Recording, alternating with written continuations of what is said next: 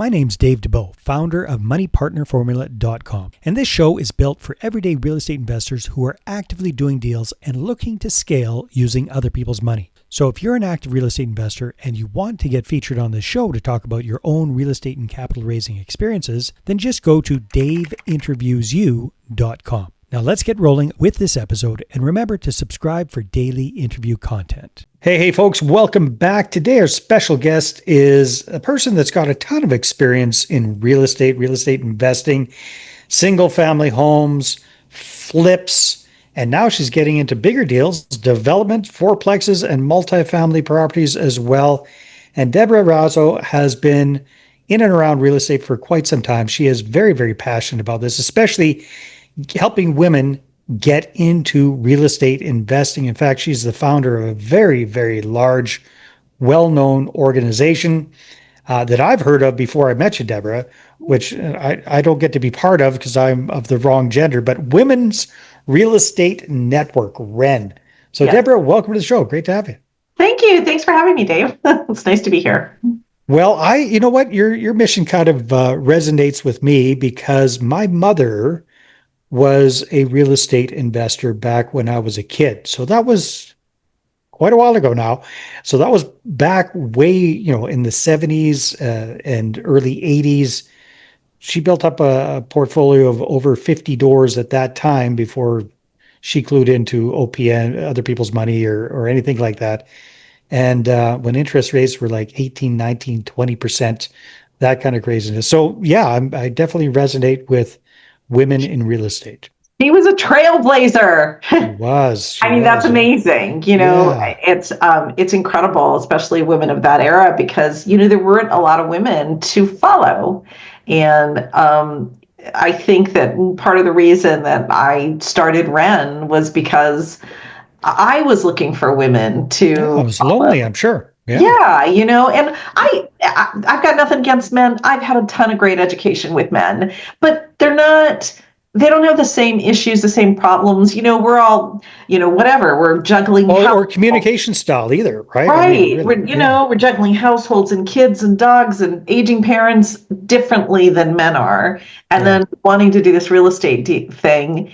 And, even though there's a lot of great male role models out there, when I see a woman who's doing what I want to do, I'm like, oh, if she can do it, I can do it. Exactly. So it's neat that way. Yeah, that is wonderful. So Deborah, you've been in and around real estate for quite some time. Things you're still doing flips, you're doing development. Give us a little snapshot of what day-to-day real estate looks like for Deborah Razo. Great. Well, okay. So I'm going to tell you where I came from, and then I'll tell you where I am. Because where I came from was a place of really wanting passive income. But I didn't have any income at the time. I was like, okay, I need to start somewhere. And so I started with flipping. And when I'd flip a house and then I'd reinvest some of that money into buying homes. And I'm in California. So the rental market here really doesn't cash flow. And so I was forced to look outside of California, and I actually started investing in Memphis, Tennessee. And that's where I still have a small portfolio of single families in Memphis. But as my flipping skills increased and were built, I actually started building here in California. Round up constructions. We took single family homes that were zoned for multi, and then we'd knock them down and build fourplexes. So we did that for a while. In what areas of California, if you don't mind sharing? In Los Angeles. I do it all in Los Angeles, right? Yeah, so that's got to be one of the most expensive markets in the country. It is a very expensive market, and hence why I don't really own a lot of property here, right? Because it just doesn't cash flow. It doesn't work as an investment property. I do value add here because I can really make some money doing that. Yeah. And then flips make sense in flips Southern make California. Sense. Yeah. Except here's where it doesn't make sense. I got into real estate because I wanted passive incomes. Flips are not passive. Anybody listening out there, flips are not passive. Exact opposite of passive. It's very, very active income. And unfortunately, I'm a little nutty, and I fell in love with flipping. I don't really have to flip anymore, but it's like I see a deal and I find a deal and I have a vision for it and I got to do it. It's a little addiction I got going there. Well, But unlike most addictions, yours is profitable. well, knock on wood, Hopefully, most of the like, time. yeah, knock on wood. So, and my buy and hold portfolio has grown. I got into multifamily. I have multifamilies in Arizona and Texas, and then I actually even started investing in Puerto Rico. So, a partner and I have a bed and breakfast in Puerto Rico too. So, what does my day look like? Well, I can tell you exactly what my day looks like, because I jokingly say that nobody calls me unless something's wrong, and that is the absolute truth, right? Ah, Here it is. If somebody hasn't paid their rent, if there is an issue at the bed and breakfast, if there is an issue on a job site, I get a call. And so it's a problem solving. That's what I do all day. mm. No one calls me when everything's going right. Let me tell you, no one has ever called me because they're like, things are just going wonderful today, and I thought I'd let you know. No one ever Then calls. you must almost start to dread the sound of that phone ringing You sometimes. know Oh my what? goodness. I do and I don't. I feel like I've been an entrepreneur for many years, and that's what I Mhm. do. I'm a problem Yeah, solver. And for anybody who's listening, if you want to be an entrepreneur, be a problem solver, yeah, because that's what you're going to do. It all rises to the top and you're the top. yeah. Well put. Yeah. Now I'm curious, Deborah. In the flip world, your active income that you're doing in Southern California, what kind of, like, some flippers are doing gazillions of flips a year. Some people are doing one every once in a while. Two-part question. So how much of your business is like relatively like value add flipping versus taking her right down and building fourplexes? Like where Right. does that kind of work out Right. for you? I'm not building right now, and that's Just doesn't make because sense. it's not making Yeah. sense. Yeah. I'm now that Los Angeles has had the fires, I'm kind of looking at some of those lots. But even there's a lot of sorting out here in California to do before that Yeah. happens. So I've stepped back from building, and here's the thing: as a developer, it's a really long-term plan. Like, you've Right. got to have some market stability, right? Because this is not a quick flip. You're not in and out in 6 months, right? This Right. is this is 18 months, sometimes 2 years, depending on what size of what size you're building.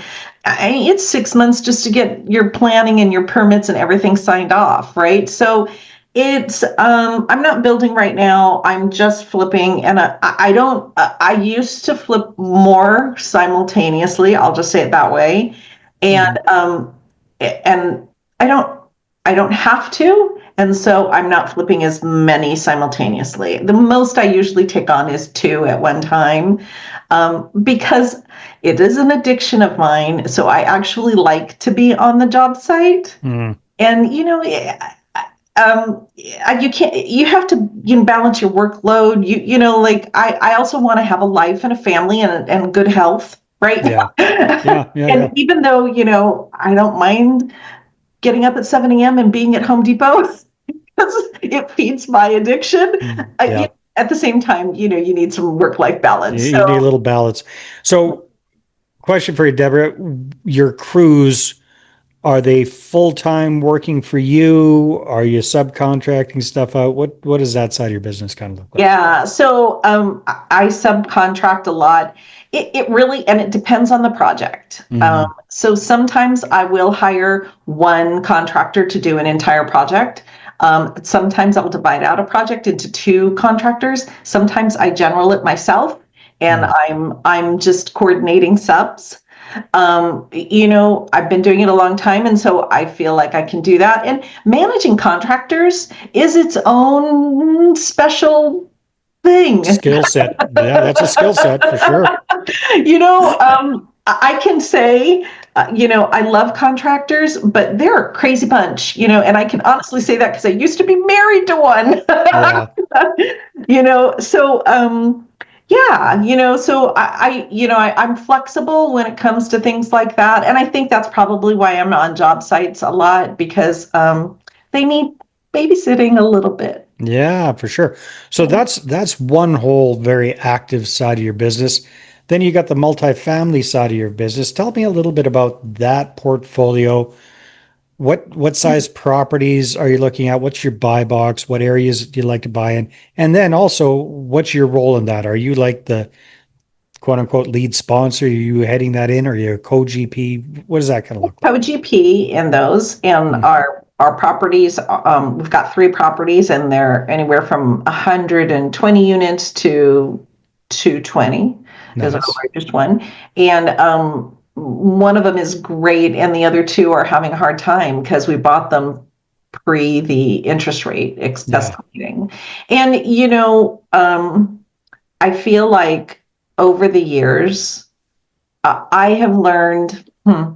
When I started in this business, I will really say, confess, I was a lone wolf business. I was a Hmm. lone wolf entrepreneur. And for anybody that has never heard that term, it's like it's a do-it-yourself person. I ran everything, right? I'm a lone wolf entrepreneur. I didn't really partner that much on money. I didn't partner that much for anything, right? Hmm. And I think over time, I really realized that I can't grow my portfolio and my worth until I really partnered. And in that partnering, you also realize you need systems. You need systems for checks and balances. You need Right. systems for. I'm pretty apolitical, but one of the things I really loved about Reagan is trust but verify. And I am a trust but verify girl. Mm. Like, if my property management company tells me I got a new water heater, I'm like, take a picture. I want to see it. I'm Mm. like, that's just how it is. So when you get to these bigger properties, it is all about teams and systems. And for me, it's a lot about trusting and verifying, and Yeah. there's, when things break down, it's usually because of that, because there was no verification or because somebody's dropped the ball and nobody really knew somebody was dropping the ball. So Hmm. I I had to learn how to systematize things, within my organizations and investments so Hmm. that I could keep good track, right? Yeah. Because that's what we want to know. Like, I think there's a lot of risk in investing, no matter where you're investing, and to mitigate that risk, you need to have some things in place. And for me, having a system in place that's a verifiable system, for me, really getting to know your team members, whether that's a lender or a property manager or your contractor, finding out what makes them tick and Mm. knowing, oh, that contractor's never going to work on the weekend because he's got a very big family priority. Okay, I'm not going to ask him to do that. Like, Right. and it's about that kind of give and take and getting to know somebody as well as putting things in place to make sure that everything gets done in a timely, costly manner. So Hey there, if you're a capital raiser, a syndicator, or a fund manager, and you're looking for a steady flow of incoming accredited investor leads, then go ahead, grab a free copy of my new book, How to Get 20 Accredited Investor Meetings Every Month Without Cold Calling, Networking, or Chasing People. You can get that at 20accreditedinvestorsbook.com. Again, that's the number 20accreditedinvestorsbook.com. So, as a co-GP on these multifamily properties, what role do you typically play on these deals? for them, I'm a value add girl, and so I take care of overseeing some of the Fixes and repairs and yeah, stuff the like that. fixes and repairs and the The turnover. physical, yeah, the Yeah, physical stuff. Okay, that makes yeah, sense. so and granted, we have property management teams that handle all of that, but once again, I'm the person that Trust but verify. fits them, trusting but verifying. Yeah. Yes, yeah. Oh, Why sweet. are we not at full occupancy Well, and when it just makes sense. I mean, you've these got are such down? a Yeah. background in fix and flips and then in small developments yourself, it would make sense Yeah. that you're the person kind of laying eyes on that. As we're wrapping up our conversation here, Deborah, tell me a little bit about your REN network and how you started that and what that's all about and Yeah. who that serves. I started it kind of out of desperation. I was flipping, and a lot of the big, um, finance companies had come in and they were buying all the flips in LA, and I was putting offer after offer, and I was getting nothing, and I Mm. was really frustrated, to be honest with you. And then I was like, "Where are my girls?" Right? Like I wanted to hang out with a bunch of women, and I ended up inviting a bunch of women to a Sunday brunch, and it was just really great. And they weren't all flippers. It was a bunch of different women that were full-time in real estate, and we just started talking and sharing things, contacts. And, oh, you need an attorney that does this? I've got an attorney for you. You need this? I've got that. And then at the end of that, I was thinking about getting together quarterly, and they were like, "No, let's do it every other month." And people ended up opening up their houses, and I'll confess, there's usually wine involved. and Nice. we all started helping each other, or at least at the very least, like listening to each other's problems and kind of totally understanding them. Right. Yeah. And then it started to grow. And so pre-COVID, we were 12 chapters across the US. And then Hmm. during COVID, we went all online. And now we're kind of transitioning into more education and coaching. And the fact of the matter is, it's helped me and it's helped other women too. Like it's helped us to see women. I started building ground up because I met a developer in REN Nice. came and she spoke, and I said, what's your deal? Like, how did you start developing? You don't meet any women developers. And she said, "You're a flipper, right?" And I said, "Yeah." And she goes, "I was a flipper. Developing so much easier. Let me tell you how." And we had this amazing conversation. And it's just like when you're buying a car and all of a sudden you're zoning in on something and then you start seeing that Yeah. car everywhere. I started meeting women builders, and like all of a sudden I got zoned in, right? And I was like, Yeah. maybe if she did it, I could do it. And then I did it, and that's the platform that we provide. Like, you want to meet somebody who owns mobile home parks? Great. They're with us. Yeah. We have two women that own 17 storage units, right? Hmm. Great. Learn from them. And the thing about our community is that it's just, it's really open and casual. So these people are accessible, and I think that's the best part of it, so you can kind of just talk to them and say, "What'd you do?" Nice. Well, I love that. And that's so valuable for everybody, but especially like we were talking about at the beginning of the conversation, especially for women, right? Because it tends, even today, tends to be male dominated. So having a good place for women to get together and get inspired by each other is huge. It is, and all kinds of women. I mean, there's a lot of women who are doing this business with their husbands, Hmm. you know? So the husband's allowed to tag along every once in a while? Well, men are always allowed. They're just not as comfortable, I just don't think. But the fact of the matter is, we have a different perspective, and she's Yeah. going back to her partnership with her husband with a more refreshed and different Oh, perspective. that's So, wonderful. Yeah. men, if you're out there, send your women, like send your sisters, like it's any woman who wants to make, whether it's their single moms and want to make everything that they need for their families, or whether it's an at-home mom who wants to afford the private school bill. You know what I mean? Yeah. So Yeah. it really varies, and you can do all that in real estate. You know that. It's beautiful.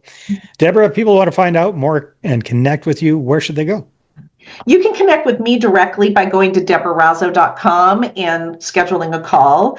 And, that's probably the best place to go. If you're interested in REN, go to reninspires.com and get on our mailing list. Fantastic. Deborah, thanks so much for being on the show. This is a lot of fun. Yeah, this was great. I can't believe it went really fast. It does. All right, everybody, take care, and we will see you on the next one.